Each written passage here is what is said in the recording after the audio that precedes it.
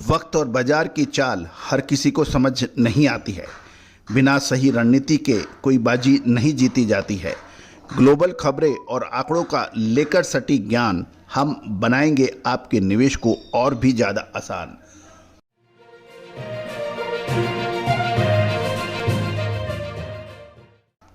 दोस्तों नमस्कार, colonel Ajay, CEO Ajay Astro Money Group first global Astro Finance digital channel से आपसे मुखातिब होता हूं। आज 21 फरवरी सन 2026 शनिवार। दोस्तों आज के इस एपिसोड में हम चर्चा करेंगे महत्वपूर्ण बिंदु खाद्य तेलों को बाजार पे लेके। एक तरफ दक्षिण अमेरिका के देश ब्राज़ील और अर्जेंटीना की सोयाबीन की फसलों के बारे में चर्चा करेंगे। दूसरी ओर उत्तरी गोलार्ध यानी अमेरिकन वायदा बाजार में सोयाबीन की मजबूत चाल के बारे में सीबॉट पे चर्चा करेंगे। भारतीय बंदरगाहों पर कितना खाद्य तेलों का स्टॉक है, कितना पाइपलाइन पर है, इसके ऊपर भी विस्तृत चर्चा करेंगे। दोस्तों हमारा हर संभव प्रयास है कि हम आपको सटीक विश्लेषण आप तक पहुंचाएं, लेकिन इसके अलावा यदि आप अग्रिम रिसर्च हाजिर बाजारों को खाद्य तेलों पर लेकर आप चाहते हैं कि हम आपको हर चीज़ अग्रिम विश्लेषण और रिसर्च आप तक प्रस्तुत करें फिजिकल मार्केट की, तो आप संपर्क कर सकते हैं। नंबर स्क्रीन पर दिए गए हैं। दोस्तों याद रखिएगा, एस्ट्रो इकोनॉमिक्स और फंडामेंटल एनालिसिस का अद्भुत संगम से बाजारों को अग्रिम अनुमान, आकलन, विश्लेषण, ये हमेशा से सदियों से रहस्यमय रहा है और भारतीय इसमें गुरु का रूप का रोल अदा करता आया है। आप भी चाहते हैं कि इस मुनाफे के खेल को समझें तो आप संपर्क कर सकते हैं। नंबर स्क्रीन पे दिए हुए हैं। जानिए रिपोर्ट विस्तार से। दोस्तों आज हम ग्लोबल सोया तेल बाजार की वर्तमान स्थिति और इसके दो बिल्कुल विपरीत दो रुझानों का विश्लेषण आप तक प्रस्तुत करेंगे। एक तरफ लैटिन अमेरिका यानी दक्षिण अमेरिका के हाजिर फिजिकल बाजार में भारी दबाव और नरमी देखी जा रही है, वहीं दूसरी ओर सीबॉट यानी अमेरिकन वायदा बाजारों में निवेशक और फंड्स तेजी से अपने पोजीशन पे दाव लगा रहे हैं। शुद्धता ऐसी जो हर घर की पसंद बने। सुधा महेश ठक्कर, हल्दी के विश्वसनीय निर्यातक। आज ही संपर्क करें। आइए हम इन दो विपरीत खबरों का पर विस्तार से तुलनात्मक रूप से विश्लेषण करें। सबसे पहले तो दक्षिण अमेरिका की फिजिकल बाजार में प्रचुर सप्लाई से एफओबी कीमतों में नरमी देखी जा रही है। सीबॉट वायदे में गिरावट का सीधा असर दक्षिण अमेरिकी देशों के हाजिर निर्यात पर पड़ रहा है। जहां तक वायदे बाजार की बात करें तो मई 2026 सीबॉट सोया तेल 0.79 सेंट गिरकर 59.30 सेंट प्रति पाउंड पर बंद हुआ है। इसका सीधा असर अर्जेंटीना और ब्राज़ील के आउटराइट यानी एक्सपोर्ट वैल्यू पर दिखना शुरू हुआ है। कीमतों में गिरावट की बात करें तो अर्जेंटीना में मार्च शिपमेंट के लिए कीमतें $17 गिरकर $1140 प्रति टन और ब्राज़ील ने अपने अप्रैल शिपमेंट में $1120 प्रति टन तक के रेट कोट किए जा रहे हैं। ये अर्जेंटीना और ब्राज़ील दक्षिण अमेरिका के प्रमुख सोयाबीन उत्पादक राष्ट्रों में अव्वल आते हैं। ये दोनों देश फॉरवर्ड बेसिस गहरे डिस्काउंट पर है, जैसे जून जुलाई के लिए 1000 तक का डिस्काउंट। निर्यातक वैश्विक बाजार में खुद को कॉम्पिटिटिव बनाए रखने के लिए आक्रामक रूप से कीमतें घटा रहे हैं, क्योंकि उन्हें अच्छी तरह से मालूम है जब तक कीमतें घटाकर वो माल नहीं बेचेंगे तो उनका माल नहीं बिकेगा। जबकि सोयाबीन की ब्राज़ील की खबर उत्पादन इस साल रिकॉर्ड ऐतिहासिक होने की उम्मीद है। दक्षिण अमेरिका में सोयाबीन की कटाई बहुत तेज गति से चालू है। क्रशिंग बढ़ने से तेल का उत्पादन बढ़ रहा है और ये पूरी तरह से अब सप्लाई लेड बाजार है, जहां भारत जैसी बड़ी अर्थव्यवस्थाओं से अभी तक कोई ठोस मांग नहीं आई है, क्योंकि सोयाबीन ऑयल यानी सोया ऑयल की कीमतें पाम तेल से अधिक होने की वजह से भारत अब पाम तेल के ऊपर अधिक अपना ध्यान केंद्रित करेगा। हम शो के अगले हिस्से में हम आपसे चर्चा इस पर विशेष अग्रिम करेंगे। दोस्तों सीबॉट वायदे की बात करें तो बाजारों के अंदर उतार चढ़ाव के बीच कमोडिटी फंड्स ने अपना रुझान तेजी की तरफ रखा हुआ है।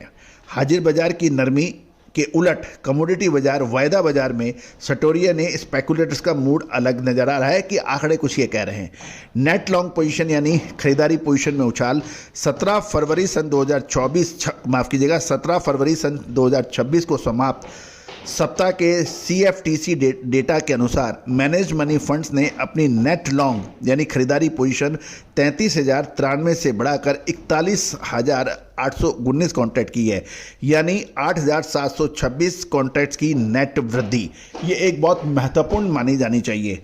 ओपन इंटरेस्ट की बात करें तो कुल ओपन इंटरेस्ट 2.7% बढ़कर 8,64,090 कॉन्ट्रैक्ट हो गया है, जो बाजार में नई पार्टिसिपेशन या भागीदारी के साफ संकेत मिल रहे हैं।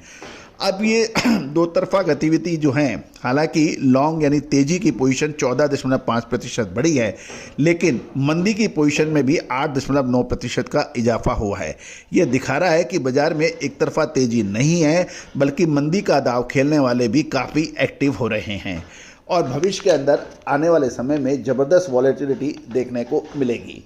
यदि अब हम देखें, तुलनात्मक देखें, वर्तमान स्थिति को देखें तो दक्षिण अमेरिकी हाजिर बाजार फिजिकल FOB भारी दबाव और कीमतों में नरमी देखी जा रही है, जबकि सीबॉट फ्यूचर ट्रेडिंग के अंदर ये मजबूत बुलिश है, क्योंकि स्पेकुलेटिव एक्टिविटीज़ बढ़ गई हैं और नेट लॉन्ग पोजीशन बढ़ी हैं। मुख्य जो पोजीशन ड्राइवर रहेगा वो नई फसल की बम्पर आवक और क्रशिंग सप्लाई दक्षिण अमेरिकन बाज़ारों में और सीबॉट में स्पेकुलेटिव एंड फंड्स का निवेश, ये इसके ऊपर हमें बहुत बारीक नज़र रखनी पड़ेगी। अब निर्यातक और निवेशकों की क्या रणनीति है, इसके ऊपर भी चर्चा कर रहे हैं। दक्षिण अमेरिका हाजिर बाजार में वॉल्यूम बनाए रखने के लिए भारी डिस्काउंट दे रहे हैं, ये ध्यान में देने वाली बात ही है, जबकि सीबॉट फ्यूचर में लॉन्ग और शॉर्ट पोजीशन बढ़ाकर वॉलेटिलिटी के लिए वो तैयार हो रहे हैं। अब निकट भविष्य की बात करें, जब तक ग्लोबल मांग खासकर भारत और चीन से नहीं बढ़ती है, हाजिर बाजार में दबाव रहेगा। दूसरी ओर बढ़ता हुआ ओपन इंटरेस्ट ये संकेत दे रहा है कि फंड्स को भविष्य में रेट सुधारने या बड़े उलटफेर की उम्मीद नज़र आ रही है, ऐसा फंड्स की एक्टिविटीज से लग रहा है। अब आकलन ये है कि वर्तमान में फिजिकल मार्केट में आज की हकीकत यानी ओवर सप्लाई है। कई वायदा बाजार फ्यूचर मार्केट में कल की उम्मीदों पर चल रहा है, जहां निवेशकों को लगता है कि निचले स्तर पर शानदार रिकवरी आ सकती है। मसाले, खुशबू और प्योर झांझ, टेस्ट से भर दे हर जुबां पे स्वाद। एवरीडे मसाले, देश का स्वाद।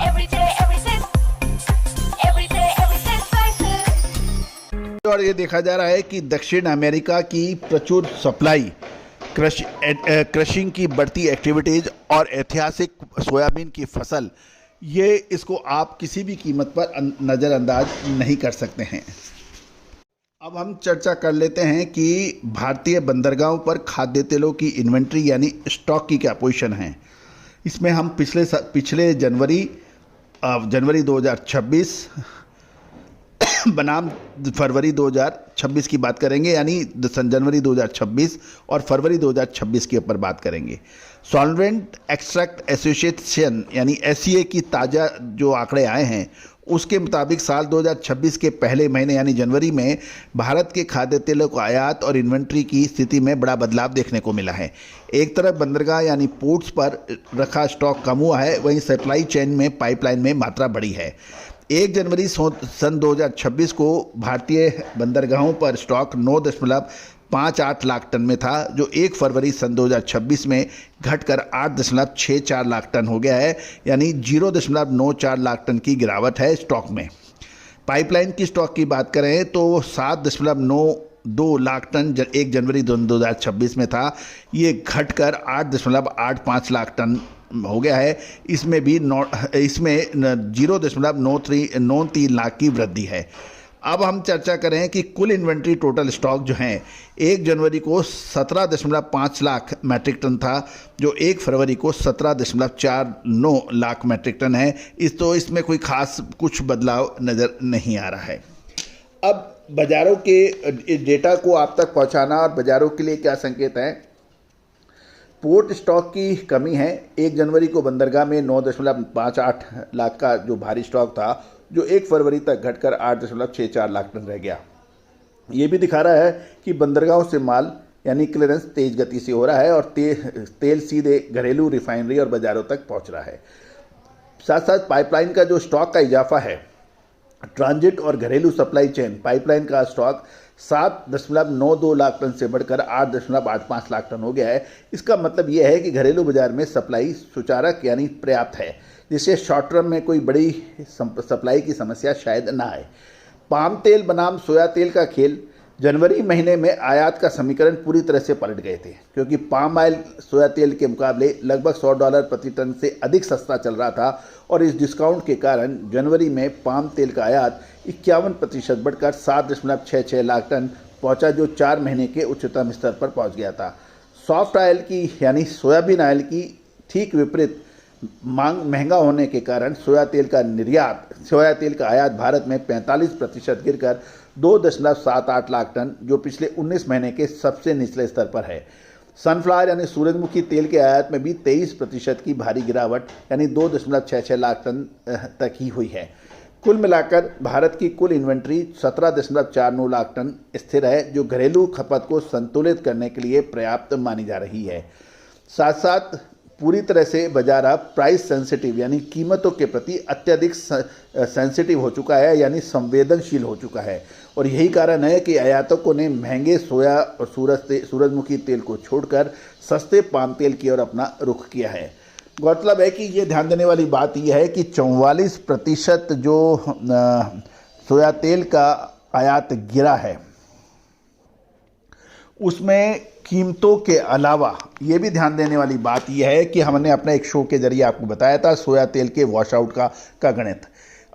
भारतीय आयातकों ने, क्योंकि सोया तेल के दाम शानदार गति से बढ़े थे और भारतीय बाज़ारों में सोयाबीन की कीमतें और सोया तेल की कीमतें नीचे थी, अतः जो आयातित माल सोया तेल का था वो बड़े निर्यातकों ने काफ़ी हद तक ऊपर की ऊपर सेटल किया, यानी उन्होंने ऊंचे दामों पर अंतर्राष्ट्रीय बाज़ारों में वो माल बेचा, जिससे उन्हें दो फायदे हुए।